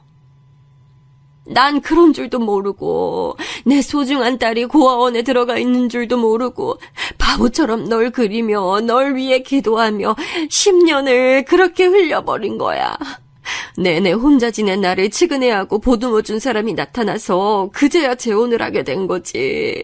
사춘기 나이에 내가 나타나면 혹시 혼란을 주게 될까봐 네가 성인이 될 때를 기다렸어. 재혼한 뒤 얼마 안 지나서 네가 20살 나이였지만 내가 아이를 임신 중이어서 차마 배가 부른 상태로 네 앞에 나타날 수가 없어서 널 찾을 용기가 안 났어. 그때라도 내가 너를 찾았어야 했는데 내가 또 바보 같았던 거지. 엄마는 오열을 하시느라 잠시 말씀을 멈추셔야 했어요. 저는 새로 냅킨을 집어서 엄마에게 건네드렸죠. 눈물을 쏟아내시는 엄마의 모습이 지난 세월 내내 이랬을 거라고 저에게 알려주는 것만 같아서 가슴이 시큰거렸습니다. 아이를 낳고 보니 네 생각이 더 나서 도저히 견딜 수가 없었고 나랑 재혼한 그 이에게 심정을 털어놨지. 그때 내가 놀라운 소리를 듣게 된 거야. 어떻게 부모 동의도 없이 자식이 다른 집으로 입양을 갈 수 있었냐고. 그게 가능한 거냐고. 그 이가 당황해서 그렇게 묻는데 청천벽력이 따로 없었어. 난 당연히 네 외할머니가 술을 써서 그렇게 된 줄로만 믿고 당시에 정신상태도 좋지 않았으니 의심도 안 해봤고 그제서야 내가 네 외할머니에게 캐물었어. 그때 막 투병을 시작하셨던 때였는데 그래서 마음이 약해지셨던 탓일까. 금세 울면서 진실을 말씀해 주셨지. 남자 잘못 만나서 모진 고생하며 정신도 이상해진 내가 너무 불쌍해서 이대로 두면 내가 잘못될 게 뻔해서 나를 살리고자 너를 버리셨다고, 고아원에 보내버리셨다고 그렇게 실토를 하시더구나. 저는 어째서 엄마가 제가 자라는 동안 저를 찾아오지 않으셨는지 그 이유를 드디어 알 수 있어서 기뻤던 것 같아요. 외할머니의 만행에 화가 치밀어 오르기도 했지만 지난 세월 제가 꼴보기도 싫어서 저를 찾지 않으신 게 아니라 제가 고아원에 있는 줄을 모르셨기 때문에 그러셨다는 것을, 엄마가 저를 버리신 게 아니었다는 것을 알게 돼서 기뻤으며 안도감이 들었어요. 모든 것이 오해였고 착각이었다는 사실에 제가 엉엉 울어버렸습니다. 엄마와 저는 서로 그러자고 말을 한 것도 아닌데 동시에 서로에게 손을 뻗었고 강하게 손을 맞잡은 채로 서럽게 둘 다 한참을 울었어요. 내 주제에 감히 너를 찾아도 되는 걸까? 그때부터는 그런 생각이 들어서 정말 미칠 것만 같았고, 이미 너는 내가 모르는 10대 시절을 다 보내서 성인이 돼서 살고 있는데 내가 거기 끼어들어도 되는 걸까? 과연 나를 반겨주기나 할까? 그런 생각에 사로잡혀서 내가 내 자신을 주체할 수가 없었던 것 같아. 엄마, 이제 됐어요. 어떻게 된 일이었는지 알았으니까 다 된 거예요. 나는 내가 왜 여태까지 안 죽고 살아있는지 궁금할 때가 많았는데 이렇게 다시 엄마 만나려고 그랬나 봐요. 내 딸, 엄마가 미안해. 바보 같고 무능하고 어리석은 주제에 고작 나 같은 게 네 엄마라서 내가 너무 미안해. 엄마의 자책, 사과, 눈물 이런 것들로 이미 충분했어요. 눈빛을 보면 저를 향한 애끓는 심정이 전해져 오고 있었으니 지난 세월 동안 저를 이런 눈빛으로 봐준 사람은 단 한 명도 없었거든요. 그렇게 저는 제 눈앞에 있는 존재, 제 엄마가 얼마나 저를 아끼는 마음을 가지고 계신지 알 수 있었네요. 한참을 저 대화를 한 끝에 엄마가 자꾸 원하셔서 제가 사는 자취방으로 같이 가봤어요. 자그마한 원룸에 발을 들여놓으신 엄마는 또 흐느끼셨죠. 그날은 엄마와 둘이 번지르르한 호텔에 가서 투숙하며 함께 시간을 보내고 지난 과거에 대한 이야기를 실컷 나누다 잠이 들었네요. 그로부터 사흘 뒤 저는 엄마가 재혼하신 분과 제 이부 동생들을 만나서 식사를 함께 했어요. 모두가 저를 신기해하면서 동시에 환영하는 것에 떨떠름했네요. 엄마는 제게 통장 2개를 보여줬어요. 저를 위해 틈틈이 모아오신 돈이었죠. 그 통장들이 지난 세월 제가 진정으로 혼자인 적은 없었다며 제게 그런 말을 해오는 것만 같았네요. 엄마가 저를 한시도 잊은 적이 없으며 다시 저를 만날 때는 학수고내 해오셨다는 증거였으니까요. 제가 가장 먼저 한 일은 다름 아닌 돼지갈비집에 찾아가서 임금을 요구함과 동시에 일을 그만두겠다고 선언한 것이었죠. 당황한 눈초리를 하고 계신 그곳의 이모님들을 향해 제가 말씀드렸어요. 왜요? 설마 제가 안 그만둘 줄 아셨나요? 그럴 리가요. 진짜 어른은 한 명도 없고 온통 가짜 어른들 뿐인 것인데 나쁜 사람들하고 있으면 물들까봐 걱정돼서 일 더 못해요. 제가 일한 것만큼 돈이나 빨리 챙겨주세요. 고아라고 제 등쳐먹으실 생각 말고 똑바로 정산해서 주세요. 저 이제 고아 아니거든요. 다들 말문이 막혀서 아무런 반박도 못하시는 것에 제 속이 다 시원했네요. 그곳의 유리에 비친 그날의 제 모습은 자연스럽게 쓸어넘긴 머리, 밝은 분홍색 옷차림이 제 인생 앞으로 달라질 것임을 예고하고 있었네요. 저는 그 후로 복학을 해서 무사히 대학을 졸업했고 직장을 들어갔고 인생 첫 연애를 시작했고 시간이 흘러 결혼까지 했습니다. 돌아보면 잠깐 꾼 꿈처럼 순식간에 지나가 버린 세월이었네요. 그 세월 속에 항상 엄마가 제 곁에 계셨습니다. 세상에서 가장 든든한 제 지원군으로 말이죠. 엄마와 저 늘 서로에게 해온 말이 있었어요. 엄마는 널 다시 만나고 나서 남은 인생을 더 알차고 보람되게 살고 싶어졌어. 우리 딸에게 한 점 부끄러움 없는 그런 멋진 엄마가 되고 싶거든. 지난 과거에는 그러지 못했으니 앞으로는 보여줄 거야.